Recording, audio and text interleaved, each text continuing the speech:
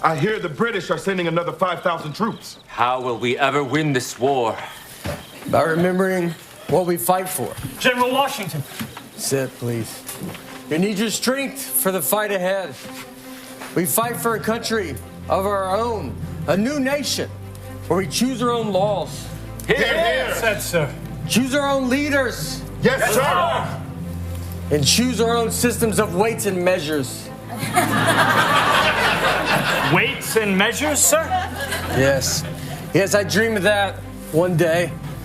Our proud nation will measure weights in pounds, and that 2,000 pounds shall be called a ton. And what will 1,000 pounds be called, sir? Nothing. Because we will have no word for that. Seems like we should have a word for 1,000 pounds, sir. And yet we won't. Because we are free men. And we will be free to measure liquids in liters and milliliters. But not all liquids, only soda, wine, and alcohol. Only those, sir. Yes. Because for milk and paint, we will use gallons, pints, and quarts, God willing. Okay. How many liters are in a gallon, sir? Nobody knows. Let's confess, it feels a little complicated, sir. Why not use meters and kilometers? We will, soldier. But only in certain unpopular sports like track and swimming. For popular sports like football, we will use yards. Football, sir? Yes. It's a sport where you throw a ball with your hands. So in football, there is no kicking? There's a little kicking. Good morning, everyone, and welcome to worship today. My name is Amanda Neppl. I am one of the pastors here, and I'm so glad to be joining all of you, whether you're here in this room, whether you are joining us online. We know that God is up to something powerful today, and I'm glad you're here to be a part of that with us. We are continuing on in our sermon series today where we are looking at the Bible, and we are asking the question, does the Old Testament still matter? And that's the question we're going to be addressing today. And I wanted to show you that clip from Saturday Night Live and Nate Bargatze, because other than it being funny, and I've been waiting really for a long time to be able to use it and hoping that somebody wouldn't steal it out from underneath me and that I wouldn't get to. But the reason that I wanted to show that to you today in context of our message is because that clip does an outstanding job of reminding us how important background information and context are to anything and to everything. Because you only understand why that clip is funny if you've had to Google how many liters are in a gallon. Right? Or you only understand why that clip is funny if you have ever, late at night been wondering to yourself, why do they call it football? They mostly throw it. You know, you have to have some background information. You have to have a little bit of a context to understand what makes that funny. And you have to have that context in order to be able to get it. And when we're talking about the Old Testament and does the Old Testament still matter, what we are reminded of is that, the Old Testament absolutely does still matter, and we're going to get to that. But what the Old Testament does is it helps us fully get the New Testament, if you will. It helps us understand things in the New Testament that we might not have understood if we didn't have the background or the context of the Old Testament. A couple years ago, I got into reading this book series, and I didn't know anything about it. I just picked up a random book. It looked interesting. Well, then come to find out, it's a part of a book of there's 16 books in this whole series. And I started with the last 3. I didn't know any better. I have since come to find out that, number one, there is a very passionate fan base for this particular series of books. And then this particularly passionate fan base let me know that I had done it wrong, that I started with the last 3 books when I should have started with the first. And I'm like, well, what difference does it make really? So I went back and I read the first books then, like I was supposed to. And sure enough, I realized that the last 3 books that I read first would have actually made a lot more sense and would have been a lot more fun and cool had I read the first books like I was supposed to. So go figure, the author of the series actually knew what they were doing when they started at the beginning and ended at the end, right? And had I done it the way the author intended, it would have also made a lot more sense. Same is true with the Old Testament and with the New Testament, and how to get the most out of it, and how to understand what it is that God wants to tell us in the most deep and meaningful way by understanding the context of the Old and the New Testament brought together. So that's what we're going to talk about today. We're going to talk about how to get the most out of the Old Testament, how to read it and to understand it in hopefully a helpful way. But before we do that, we're going to set this up with the scripture reading, the gospel reading that we heard just a few minutes ago from Matthew chapter 5. We're going to frame this in what Jesus would have to say about the things of the Old Testament, and specifically what Jesus has to say about the things of the law.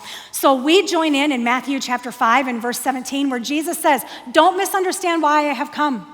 I did not come to abolish the law of Moses or the writings of the prophets. No, I came to accomplish their purpose."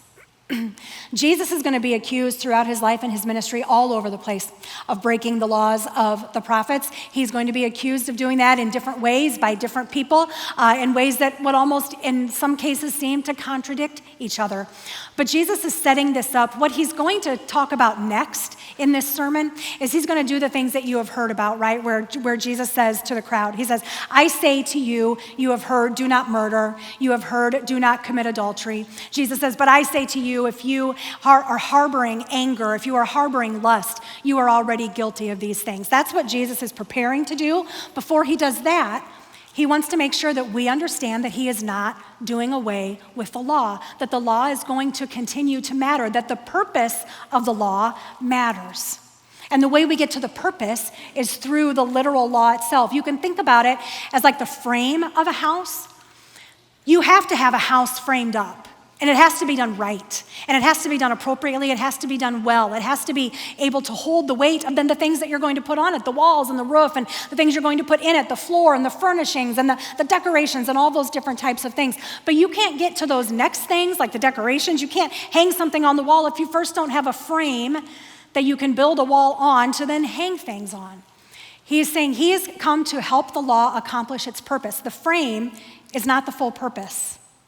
It only gets to the purpose when we've done all these other things with it. And Jesus says, "I have come to accomplish the purpose of the law." It still matters. It is not being struck away. He goes on to say then in verse 18, "I tell you the truth, until heaven and earth disappear, not even the smallest detail of God's law will disappear until its purpose is achieved." Now, the NLT, it does this really cool thing for us, and we use the NLT a lot here at Hope because it is a really readable translation, and 98% of the time, it does exactly what we want it to do and what we need it to do. But the NLT, in this case, uses the word smallest detail. If you were to look at another translation, it might say, "Until not one letter of the law, not even one stroke of one letter of the law has been removed." The NLT just cleans that up by saying smallest detail. But when we look at smallest detail, the Greek word for smallest detail, let's say it together. Sorry, it's low-hanging fruit, I can't help it. The Greek word is iota, literally iota. So literally the Bible could say, not one iota of the law is getting taken away. I mean, and that would be the literal translation of it. If they had wanted to give us that version of that in the English Bible, they certainly could have, and that would have been honest and reflective. The reason they didn't was because it doesn't get to the point that Jesus was trying to make with the expression that Hebrew teachers of the day had, where they would say, not one letter of the law, not one stroke of a letter of the law could be taken away. So that's why they do that. But I thought it would be fun to show you guys the Greek word for that. You guys are having fun, right? It's fun, yeah? I didn't know how much fun you all could handle on a Sunday morning, because if we wanted to, then we could look at the Hebrew of this, the original language that the law was written in, and Jesus kind of does a thing there too, but I thought I would maybe save that fun for another time, and I feel like maybe I've gauged correctly that we've had enough fun with the languages for this morning. The point still stands. Jesus says, not one iota of the law will be taken away, not one letter, not one stroke of a letter can be removed from the law. I think it's important that we understand that Jesus is the one who is telling us that the law matters, that its purpose matters. We live in a time where Jesus went to the cross. He defeated sin and death. We have been singing about that this morning. He has, in that act, fulfilled the law. with his death and with his resurrection and his defeat then over sin and death. Jesus has completed it. He has fulfilled it. We live in a time where we have not yet literally shared with Jesus' resurrection. We will. It is promised to us. But until the day comes that we literally share in Jesus' resurrection, we still have some accountability to the law. The law can't save us. Jesus is not saying that the law can save us. But the one who fulfilled the law, the one who can save us, tells us that the law still matters. The framework matters. The purpose of the law also matters. Adding detail to it, as Jesus is going to do as he continues to preach in this Sermon on the Mount, adds the structures, adds the additions to it, the walls, the roof, the fixtures, the furniture, all of those different types of things. But we need the frame. We need the law. We need its purpose to be fulfilled in us and through us, and it will be when we are resurrected with Jesus. So pause for just a second. I have a shameless plug that I want to do. If you guys are interested in a little bit more in digging into the Sermon on the Mount, you've probably also noticed that the Sermon on the Mount gets referenced a lot as we go through these big questions that we have been answering this year through our sermon series. We have a group study that's coming October 6th. It's going to be on Monday nights. It's going to be facilitated and led by our groups minister, Eric Payton. And we have some different video teachings, really high quality video teachings from the Bible Project. And then there'll be discussion and opportunities to learn further from that. If you want to dig into that, maybe some of the language, not all the language, just a little bit to add some context and some flavor to it. But if that's interesting to you, I invite you to check out that study that's going to start October 6th. That's a Monday night here at Hope. And you can register for that now. The registration for that is open. Okay, carrying on after that, word from our sponsor. We continue to look then at, is the Old Testament still relevant? What does the Old Testament have to say that is meaningful for us today? Jesus set this up by talking about the law, and the law, the Big Ten as they are certainly important, an important part of the Old Testament, but they're not the only thing that's important there. It's not the only thing that we can learn from the Old Testament. Knowing the laws isn't the only reason why we might want to dig in and learn the Old Testament, and we're going to spend some time talking about that today and how we can make sense of the Old Testament. As we do that, though, as I was kind of preparing for this, I wasn't sure how I wanted to set this message up. Did I want to set the message up in terms of talking about objections that people have to the Old Testament that makes it hard for them to read it, to experience it? Objections that say that the Old Testament is just a bunch of fables, or that the Old Testament has no relevance to our lives today, or that the Old Testament is just a bunch of outdated rules. The objection that the Old Testament is harmful to women, that the Old Testament is full of excessive, over-the-top violence, and that in the Old Testament that God is angry. These are some objections that people have to the Old Testament. These are objections that at different points in my life I have had to the Old Testament, and I couldn't decide if I wanted to frame this next part up with the objections or if I wanted to frame this next part up with looking at how to make sense of the Old Testament. And maybe as you can see, what I've decided is that I refuse to choose, and I'm going to try to do both. So we will see how this goes. I think this will make sense. Previous people have said that this makes sense, so you can let me know later if it didn't. You can email me or something like that. But how to make sense of the Old Testament. This is how we're going to continue the rest of our conversation today. And the first thing that we want to talk about when it comes to making sense of the Old Testament is that the Old Testament is the background and it is the context for the New Testament. And this is going to turn out to be really important for a couple of different reasons. On this graphic here, I know that this is hard for you to make sense of the small little things, and you don't really need to, but I just thought it was really cool because it looks like one of those spirograph things that they had before the internet. Anybody else have like a spirograph thing? That was one of my favorite things to do when I was a kid. I still am a sucker for colored pens, but anyway, whatever. But over here on your right, on the blue notches on the first like 2/3 of that circle, those are books of the Old Testament. And then on your left, the orange notches up there, those are books of the New Testament. And all of the lines go from the blue Old Testament to the orange New Testament. And so you can see, looking at all of those lines, like how much of the Old Testament shows up in different places in the New Testament. We've got blue lines that come over into Matthew, Mark, and Luke. We've got green lines that come into John. We've got gray lines that cover all of the letters, not just Paul's letters, but also 1st, 2nd, and 3rd John, 1st, 2nd Peter, those letters as well. Hebrews gets its own color because it's kind of unique. It's purple. The red lines feed from the Old Testament into Revelation. And you don't have to be able to see exactly what's going on with each and every one of those lines to still be able to understand that the Old Testament shows up in the New quite a bit. And to get the understanding that if you want to really grasp what is happening in the New Testament, it is going to be really helpful for you to have a passing awareness of what is going on in the Old. Now, I know you could read the Old Testament like 50 times and still not be able to catch all of those references. I'm not saying that that is the expectation, that that is ever what you're going to be able to do, but it is helpful to know how often it shows up. And it is also helpful to know that if you wanted to dig into more of that, if you wanted to see some of those things, you can get yourself a study Bible. We sell study Bibles in Cafe Hope. The thing about a study Bible is that they are a little bit more expensive because scholars and people have done the work of creating all of those connections for us. But if you want to find a really good version that is free, that is out on the internet, net.bible.org. It doesn't have any bells and whistles. You don't get to choose your translation, but it still is relatively readable. And on the left side, it will show you the text. And on the right side, you can choose between the notes and the study and making those connections between the Old Testament. It does language stuff, Hebrew and Greek. It has that option for it as well. Like I said, it's no bells and whistles, but it's also ad-free. There are other Bible study tools that are a little bit more fancy, but usually there's a charge for those things. But net.bible.org is a really good free resource if you want some help making those connections. Now that you have an opportunity to understand how often the Old Testament actually shows up in the New. And if you want to really get it, it's helpful to have that background.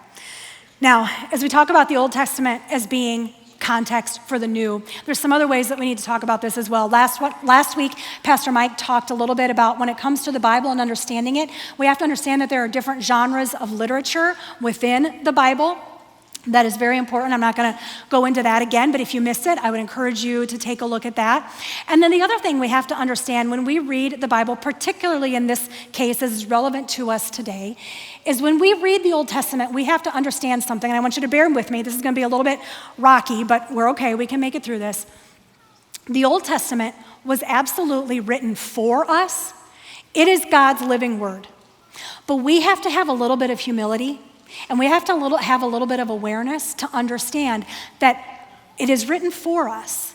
It is God's living word, what he wants us to know. And what is simultaneously true is that we were not the original audience of what it is that God was saying. We need to acknowledge the fact that God was writing to his people who had just come out of slavery, who had no idea of who he was, that God was writing them to tell him who he is. He is Yahweh, that we sang about earlier, that is his name, that is what he is to be called. That to teach them who they were in relationship to God, in relationship to a God who wasn't distant, who wasn't angry, who hadn't abandoned them, but in relationship to a God who was actively going to be involved in the details of their life out of the love that he had for them. That's really important for us to understand.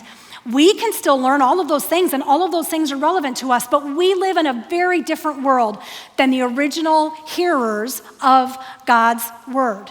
We have to be honest about that. We have to accept that as true. So when people say that the Old Testament is just a bunch of fables, what they are referring to is the reality that we have these narratives that God has given to us about creation, about a flood, about all sorts of different things that you can read about in Genesis, yes, but also throughout the Old Testament. And the cultures that lived around the Israelites, they also had creation narratives. They also had narratives about a flood. What is different from what the Israelites understood and what the nations around them understood was that Yahweh was always putting things together for the good of his people who he loves. That creation was about Yahweh creating out of love. That it was about moving history forward. That it was about an outpouring of God's goodness then into creations. The neighboring stories were about how the little g gods were in constant battle with one another, and they needed more warriors for their battles, and so that's why they made human beings. It's a very different approach. Anytime we have these narratives of people who lived around the Israelites that are similar to what we read in the Old Testament, it's about the gods being angry. It's about the gods fighting. The flood is about gods not wanting to mess up their own world, and so creating earth so that they could do all their deplorable, nasty, mean stuff here on earth. That's what those are about. What we have in the Hebrew scriptures is a story of how Yahweh is always working for the good of his people. Even though his people seem to always be determined to play around in the mud and cause their own destruction, that no matter what, God will step into that space in his faithfulness and he will rescue us. So when people try to say that the Old Testament is just a bunch of fables, what they're actually indicating is that they're just not letting the text be what it is. They are expecting it to be something else. It's not a science book. Some of the genres are history, but most of it is not a history book as well.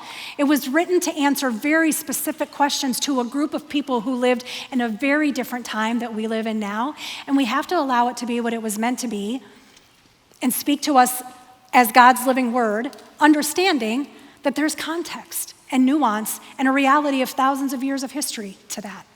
Okay, so as we're moving on then about how to make sense of the Old Testament, the next thing that the Old Testament does for us is in incredible honesty. The Old Testament shows us what it means to be human. When we started doing this series of 52 questions for 52 for 25, the first series that we did was called First Order Questions. And we were getting to the things like, who am I? What am I doing here? Who is God? All of those different types of things. And maybe you remember from that time that it didn't really always matter what the Bible reading was going to be for that day. Every single time the preacher was answering one of those questions, we would end up in Genesis. Because Genesis is where we go to find out what it means to be human. Genesis is where we go to find out what our relationship is with our Creator. The Bible tells us what it means to be human, and the Bible tells us more than just in the book of Genesis. In places like Proverbs and Ecclesiastes, they start to wrestle even more with what it means to be human. What is the nuance? What is the kind of absurdity of being human? What are the timeless truths of being a human? And you can see that those authors bring those things to God and explore what it means to be human with God. It's right there in the words that he has given to us. We can see in Job, we see absolute horrific suffering. The kind of suffering that would have you laying on the floor wondering if you'd be able to get up. The kind of suffering where it hurts to breathe and you really don't care if you don't get that next breath because there's so much pain associated with that. That's what we find in the book of Job, that experience of being human that we still continue to experience to this day. In the Psalms, we find every single human emotion that a human being has ever experienced, expressed, poured out to God, given to God, joy and anger and excitement and fear and celebration and shame and guilt. All of those things are poured out and given back to God in the Psalms. The Old Testament reveals to us what it is to be human in a way that the New Testament just simply does not do. And what's so important about human beings pouring out their condition, pouring out what's in their heart and their soul and their mind and their spirit is that when they do that, over and over again in the Old Testament, God meets us in our weakness. God doesn't reject the psalmist's laments and celebrations and curses. God doesn't reject Job's suffering. God doesn't let Job stay there, but he accepts all of Job's suffering, right? God meets us in our weakness. He meets us in the absurdities of life that we find in Proverbs and in Ecclesiastes. He meets us in that space.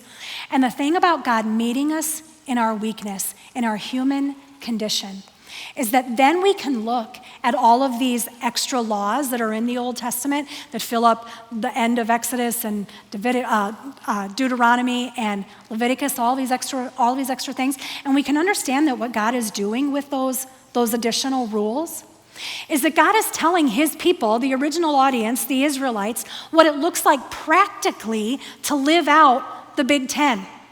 Because if we needed to be told not to murder, if we needed to be told not to steal, if we needed to be told to honor the God who rescued us from slavery, then we probably also needed some help in learning how to live that out in practical terms. And so that's what so much of the ceremonial and the additional laws in the New Testament are, is they are God's people being given practical instructions. So about how many tassels to have on their cloak, how to wear their hair. These are things that when people would see them, they would say, oh, they do that because those people are the followers of Yahweh. And it would get the name of God on the lips of people who did not follow him. God would, it goes back to that framework kind of a little bit, right? The Big Ten is the framework.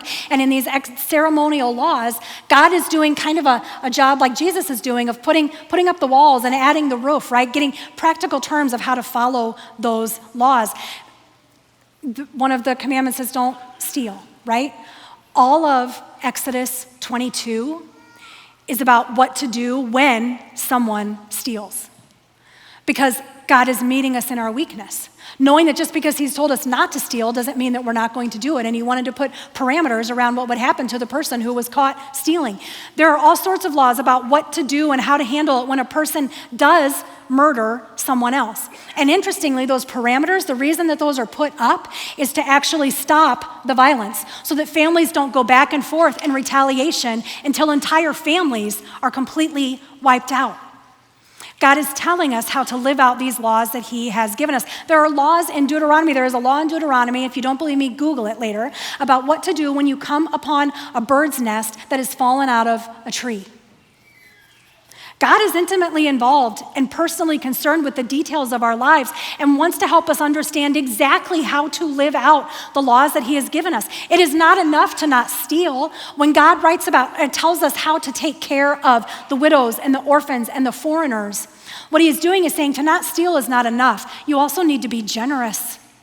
And you need to live generously with people who cannot support or care for themselves. He's through these extra commandments, giving the law its purpose and helping them to learn how to practically live that out. It acknowledges us in our weakness, acknowledges that we are going to fall short, meets us in the shortcomings in humanity, and raises the bar on us. The things that we read about in the law that talk about the relationships between men and women are some of the places where we come to this conclusion that the Old Testament is harmful to women. And I want to tell you guys that I have looked into this extensively because it was my biggest objection to the Bible for my whole life, really. And so I've looked at this a lot because when I felt like God was calling me to become a pastor, that was the reason why I was like, you have got to be kidding me. And if I was going to do this, I needed to know that I was going to be able to live with myself. So these laws about how men and women are to relate to one another, they meet us in our weakness. They are not what we would want them to be. And at the same time, they are light years ahead of the nations that were surrounding the Israelites. Light years. They are downright progressive compared to what was going on in the nations around them. Meets us in our weakness. God raised the bar. Jesus then continues to raise the bar. But these laws meet us in our weakness. They meet us where we are. The fact that there are women mentioned in the Old Testament and lifted up, women like Esther and Ruth, Abigail, Rahab, the fact that those women are mentioned is a certified literal act of God miracle, because that is not what would have happened if God had not been in charge of the writing. I imagine, that the author of Judges is writing all this down and gets to the part where he's writing about Deborah and how she was one of God's judges and how she was one of the best judges that Israel ever had. And getting to the point where God's telling him to write that down and being like, really, God? And God being like, write it. That's how out of character it was for the time period that we're talking about.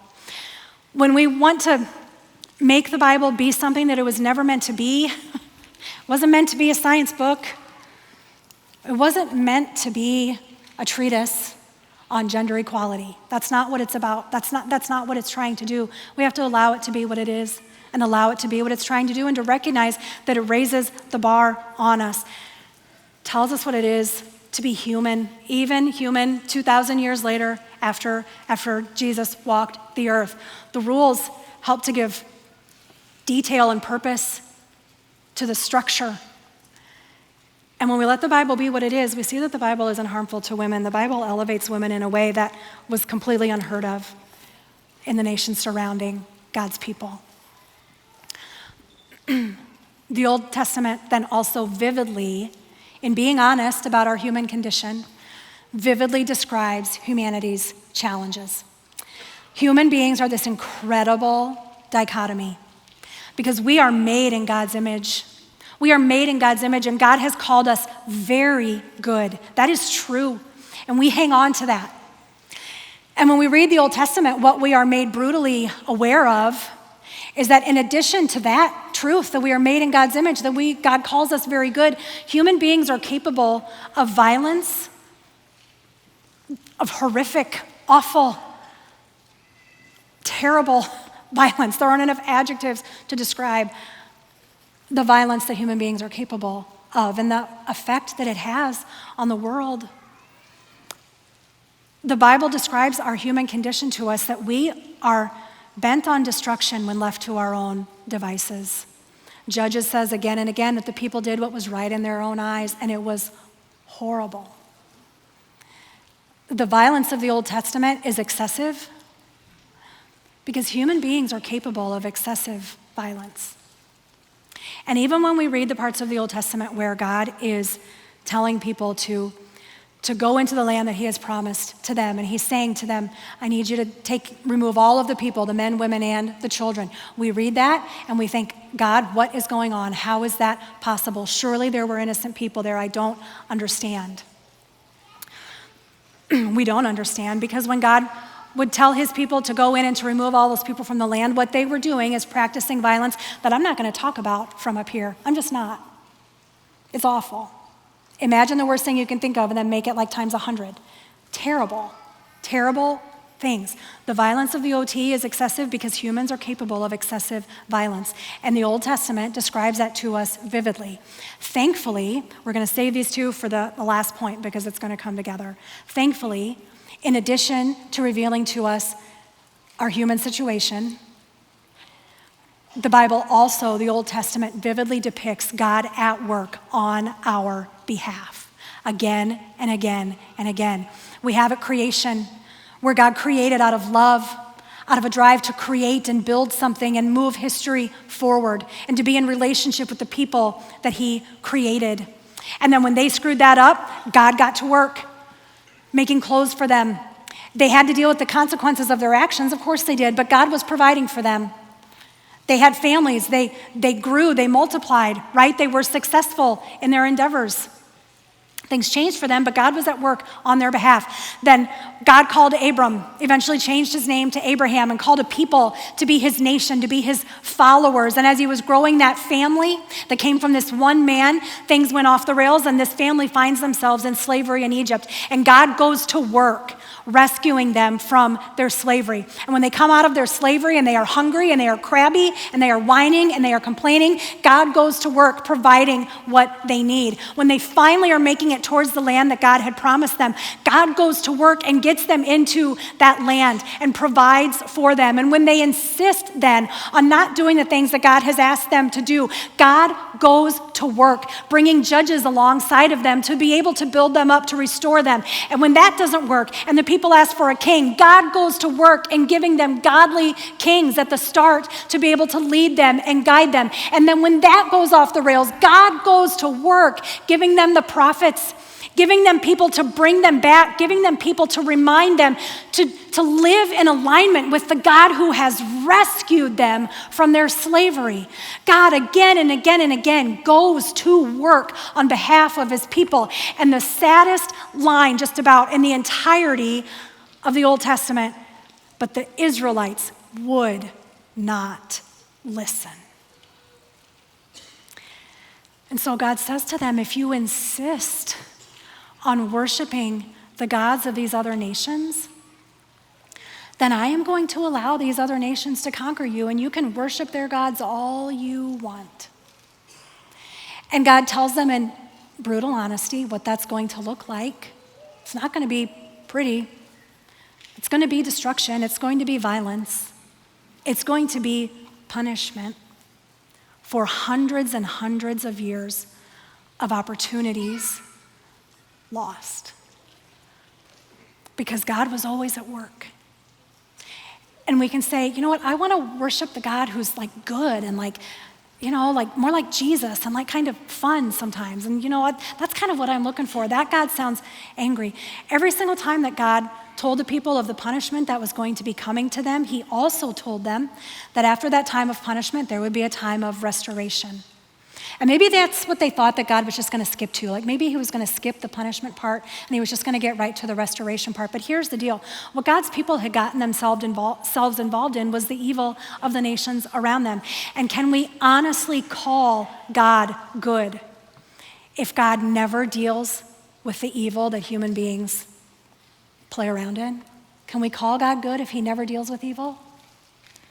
Can we call God good if all he does is make empty threats of a punishment, but then never actually bring it? Because if God doesn't follow through on his word about what's going to happen when we disobey him, then how can we know that God is going to make good on his word when we obey him, when we follow Jesus? How can we know that God is trustworthy? God has to follow through on all of the things that God says in order for God to be trustworthy. How can we call God good if God forces people to behave in a certain way, even though they have absolutely never expressed interest in doing so? Even if that way would be good for them, but if God doesn't let us choose, how can we call God good in that case? We know that God is good because he is faithful. We know that God is good because he is always working on behalf of the people who he loves. We know that God is good because in response to the evil and the violence that human beings play around in, seem to enjoy playing around in sometimes, God responds to us ultimately by taking that violence onto himself in the person of Jesus. I've got a short clip from the Bible Project that's going to tie all this together for us. Take a look. In the story of the Israelites, over and over again, for hundreds of years, they betray the God who rescued them from slavery. And though he gives them many chances to turn around, they keep giving their allegiance to the gods of other nations. And each time we read that the hot anger of God burned against the Israelites. But notice what always follows. God gave them over into the hands of their enemies. Israel wanted to serve the gods of other nations, and so God, in his just anger, gives them what they want, as those nations circle back and defeat Israel. This is similar to what the Apostle Paul says in his letter to the Romans. He says God's anger is being revealed against human evil, and then 3 times he says what that looks like. God hands people over to their destructive desires and decisions, even if it leads to death. But Paul also says God is patient, giving people time to come to their senses and change. Because remember, God's anger is a response to human evil, and it's based on a deeper character trait, his compassion and his loyal love. God is not content to let people sit in their own self-destruction. In the Bible, God's on a mission to rescue. This is why Jesus said that he was going to Jerusalem to die, as a demonstration of God's love for his enemies. He would stand in the place of his people who were choosing self-destruction and take the consequences of their decisions upon himself.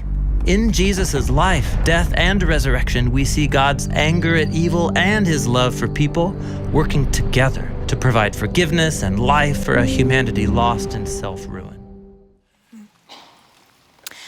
God is not content to let people sit in their own self-destruction. God is always moving for the good of his people who he loves, and that includes you. And I am not saying that when we read the Old Testament that it just clicks and it makes sense and we don't have any questions. That's not what I'm saying at all. Of course, when we read the Bible, both Testaments, we are going to wrestle. Of course we are. If we don't come upon anything that challenges us or stretches us or causes us to pause, if God makes sense to us, then that's not much of a God, honestly. So of course we're going to struggle. I'm not here to tell you that you're not going to have questions and concerns and wrestle as you read the Old Testament. In fact, I hope that you do. I hope that you engage with it in that way, allowing it to be what it was intended to be and wrestling with what it was intended to be.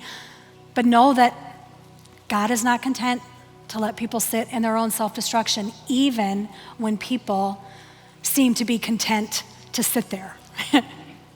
God is not content to let us do that. And so in the meantime, what we understand is that everything that God has been moving and working together, everything that God has been doing has been leading to Jesus. It has been leading to the ultimate fulfillment of the purpose of the law, which is Jesus' death and his resurrection and his defeat then over sin and death.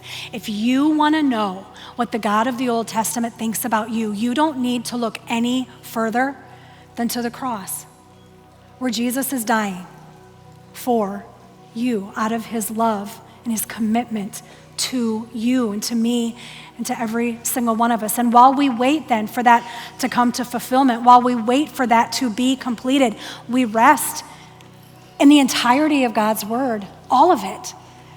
It gives us hope and encouragement as we wait patiently for God's promises to be fulfilled. And God has promised us and has shown us he makes good on his word.